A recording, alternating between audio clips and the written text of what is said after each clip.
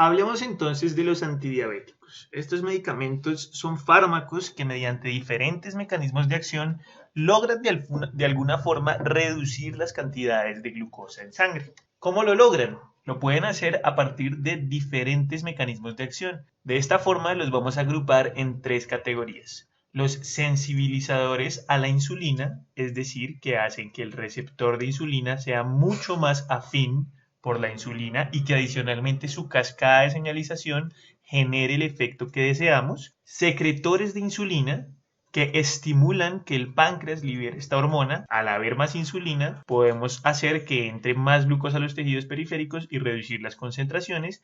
Y excretores de glucosa, que lo que básicamente van a hacer estos medicamentos es inhibir la reabsorción de glucosa en el riñón y permitir que ésta sea excretada a través de la orina.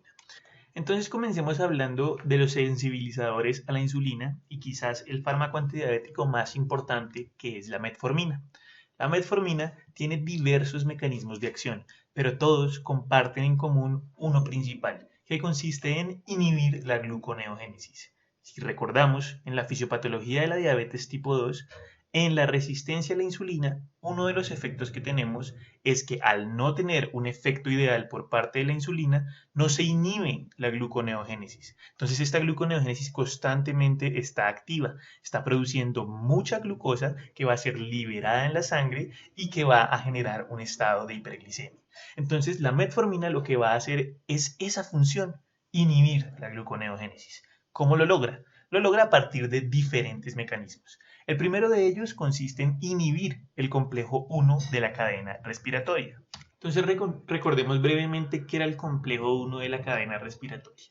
Recordemos que cuando nosotros obteníamos la glucosa y la íbamos a metabolizar para obtener energía a partir de ella, lo que finalmente hacíamos era un transporte de electrones que en la mitocondria, en la membrana mitocondrial, donde se encuentran los complejos, ellos iban a ser los que transportaban esos electrones, generaban un gradiente y ese gradiente finalmente nos iba a dar la energía necesaria para convertir el ADP en ATP. Pero entonces, ¿qué pasa? Si nosotros bloqueamos ese complejo, el primer complejo de la cadena de transporte de electrones, se va a bloquear este transporte de electrones.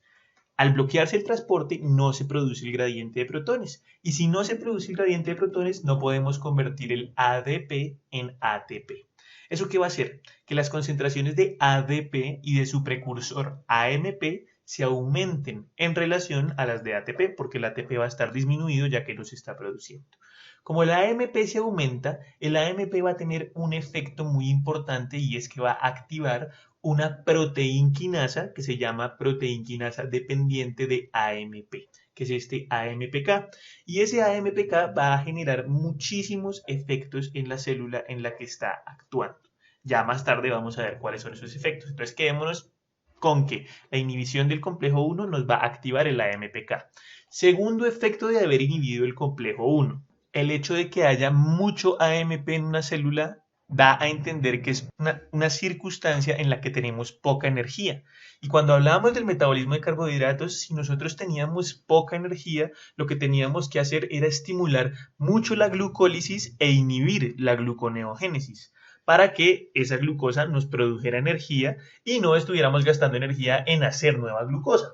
Entonces, concentraciones altas de AMP nos inhiben la gluconeogénesis. ¿Cómo nos van a inhibir esa gluconeogénesis? Inhibiendo una enzima crítica de este proceso que es la fructosa 1,6-bifosfatasa. Entonces, como la inhibimos, no se puede hacer gluconeogénesis, no se produce glucosa. Ahí vamos dos mecanismos de acción, todos ellos generados por la inhibición del complejo 1 de la cadena respiratoria. Veamos entonces el segundo mecanismo por el que inhibimos la gluconeogénesis. Como activamos ese AMPK o MAPK, veamos qué es lo que hace ese AMPK. Entonces, AMPK tiene diversas funciones. Por ejemplo, inhibe las enzimas ACC1 y ACC2.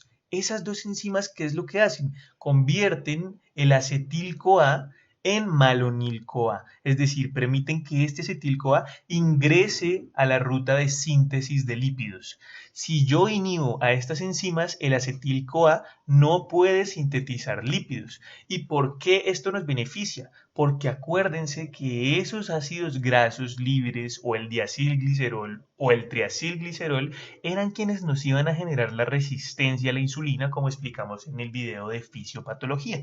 Entonces, si nosotros inhibimos esa síntesis de lípidos, disminuimos la resistencia a la insulina. ¿Qué más hace este AMPK? Él inhibe la conversión del ATP en AMP cíclico. Y esto inmediatamente va a inhibir toda la cascada de señalización del glucagón, que lo que finalmente quería hacer era estimular la producción de genes relacionados con la gluconeogénesis. Entonces, el AMPK, a través de la inhibición de la cascada de señalización del glucagón, no permite que se expresen genes de la gluconeogénesis. ¿Qué otra cosa nos puede hacer ese AMPK? Aquí lo vemos en esta imagen. Resulta que ese AMPK es capaz de estimular al IRS1-2. Este IRS1-2 es la proteína inmediatamente activada por el receptor de insulina. Es decir, cuando la insulina se une al receptor, el receptor activa a IRS1-2. Y este IRS1-2 genera toda la cascada de señalización. Entonces, ¿qué es lo que vamos a hacer? Pues no está sirviendo la insulina, el receptor no puede activar a IRS, entonces metformina va a estimular activación de AMPK y AMPK nos va a hacer el favor de activar a IRS1-2 y hacer toda la cascada de señalización de la insulina, optimizando así el efecto de esta insulina. Y por último, tenemos otro mecanismo adicional que nos va a permitir inhibir la gluconeogénesis, que es la inhibición de la enzima glicerol fosfato 3-deshidrogenasa. Entonces, ¿cómo es esto de la inhibición de la glicerol fosfato deshidrogenasa? Entonces, tenemos que saber primero que esta es una enzima que es mitocondrial, que es esta que está aquí. Entonces, esa es la que va a inhibir la metformina. ¿Qué hace esa enzima normalmente? Convierte el glicerol 3-fosfato en dihidroxiacetona fosfato. Entonces, si nosotros inhibimos esa enzima, no se va a convertir en dihidroxiacetona y se va a acumular el glicerol 3-fosfato. Ahora, esa acumulación del glicerol 3-fosfato va a servir para que la enzima glicerol fosfato deshidrogenasa citoplasmática lo que haga es que deshidrogene a este glicerol 3-fosfato. Como lo deshidrogena, le quita un hidrógeno y se lo pega al NAD. Como le pega un hidrógeno al NAD, produce NADH. ¿Listo? Entonces vamos a producir muchísimo NADH. Y este NADH va a estar acumulado. Pero entonces resulta que nosotros teníamos por otro lado una enzima que nos disminuía el lactato. Que el lactato que esa enzima se llamaba lactato deshidrogenasa. ¿Y ella qué hacía? Lactato deshidrogenasa le quitaba un hidrógeno al lactato y se lo pegaba a ese NAD para producir NADH. Y así formaba piruvato. Pero como nosotros tenemos muchísimo NADH por culpa de esta acumulación del glicerol 3-fosfato, entonces ese aumento del NADH no va a permitir que esta lactato deshidrogenasa se active porque ya hay mucho NADH. Y si esta no se activa, entonces el lactato no se puede metabolizar y se nos incrementa el lactato. Y es aquí donde atacamos la gluconeogénesis, porque recordemos que para que el lactato pueda entrar a la gluconeogénesis en el ciclo de Cori, es necesario la acción de la enzima lactato deshidrogenasa que convierte el lactato en piruvato y el piruvato luego sí entra a la ruta gluconeogénica. Pero si eso no pasa, el lactato se va a acumular. Entonces, esto explica dos cosas. Primero, cómo puede inhibir la gluconeogénesis inhibiendo el lactato, y segundo, por qué puede generar un incremento del lactato en sangre la metformina. Ya habiendo entendido estos mecanismos de acción, hablemos un poco acerca de las características de este fármaco. Es el agente de primera línea siempre en diabetes va a ser la metformina, en diabetes tipo 2. Tiene una eficacia muy alta, es capaz de reducir hasta en un 1.5% la hemoglobina glicosilada.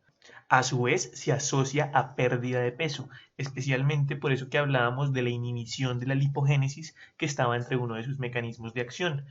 Tiene un bajo riesgo de hipoglicemia y además es barato. Por estas razones, este es el medicamento de primera línea.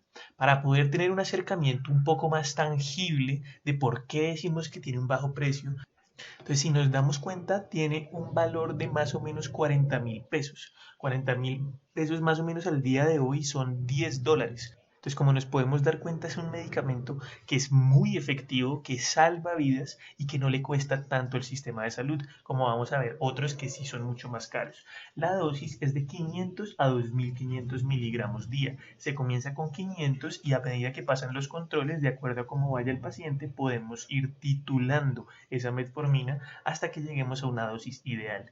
Los efectos adversos más frecuentes se asocian con la diarrea, el déficit de vitamina B12 y la acidosis láctica. Este efecto de déficit de vitamina B12 se produce porque parece que esta metformina es capaz de inhibir la liberación de factor intrínseco en las células parietales, lo cual lleva a que no se pueda absorber la vitamina B12. Sin embargo, es un efecto raro y a muy largo plazo. Y la acidosis láctica se produce precisamente por ese mecanismo de inhibición de la glicerol 3-fosfato deshidrogenasa que dijimos que nos incrementaba el lactato en sangre. Está contraindicado en tasas de filtración glomerular menores a 30 y debe considerarse su reducción a la mitad cuando la tasa de filtración glomerular se encuentre entre 30 a 45. Ahora hablemos de las tiazolidinedionas. Este grupo de medicamentos tiene como mecanismo de acción estimular un factor que se conoce como el PPAR gamma. ¿Listo? Entonces, este PPAR gamma va a generar la activación y represión de expresión de algunos genes. Básicamente, al estimular el PPAR gamma, vamos a tener un aumento en el almacenamiento de ácidos grasos en los adipocitos. Y esto nos va a ser útil porque recordemos que uno de los grandes problemas que nos llevaba a la resistencia a la insulina era el hecho de que en estos pacientes obesos habían ácidos grasos libres en sangre. Con este medicamento los vamos a mantener en el tejido adiposo. Nos va a favorecer además el aumento de la expresión de canales GLUT4.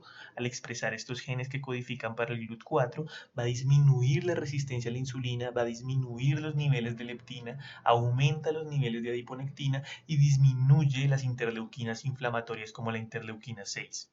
Entonces, si se dan cuenta, todos los efectos de este PPAR gamma se traducen en el proceso inverso a la fisiopatología de la diabetes tipo 2. Aquí podemos ver cómo esa tiazolidinediona llega, entra a la célula, estimula a ese PPAR gamma y finalmente ese PPAR gamma se dirige al núcleo y activa o reprime factores de transcripción que se relacionen con este metabolismo de carbohidratos. Va a estimular todo aquello que favorezca el efecto de la insulina e inhibir todo aquello que esté en contra del efecto de la insulina. Y de esta forma logramos disminuir la glicemia en estos pacientes diabéticos. Ahora, estas tiazolidinedionas son dos principalmente, la pioglitazona y la rosiglitazona. La rosiglitazona fue retirada del mercado por alto riesgo cardiovascular. Estas tiazolidinedionas tienen una alta eficacia, reducen hasta en un 1.5% la glicada y también tienen un bajo riesgo de hipoglicemia. Yo traté de buscarlas en las farmacias de Bogotá para poder mostrarles una imagen, sin embargo no la encontré, así que probablemente puede ser que no se encuentre en nuestro mercado ni la pioglitazona ni la rosiglitazona. Las dosis son normalmente de 15 a 45 miligramos día. Parecen medicamentos muy buenos, el problema son su gran cantidad de reacciones adversas descritas. Se asocian a aumento de peso precisamente por este mecanismo de acción de hacer que se acumule más la grasa en los adipocitos, se asocian a un aumento de riesgo de fracturas, edema, aumento del riesgo de cáncer de vejiga y especialmente este riesgo cardiovascular con el que se ha relacionado la rosiglitazona. Está francamente contraindicado en el embarazo, en la falla cardíaca sintomática o en riesgo de fractura o cáncer de vejiga. A partir de estos medicamentos comienzan a aparecer algunos efectos adversos raros con los cuales no se ha descrito aún una asociación fisiopatológica, pero que sí se ha visto que se presentan más en los pacientes que consumen estos medicamentos. Estas tiazolidinedionas no se usan comúnmente, siempre se prefieren otros medicamentos antes que esta. Y así terminamos los sensibilizadores de la insulina. En el siguiente video vamos a hablar acerca de los secretores de insulina.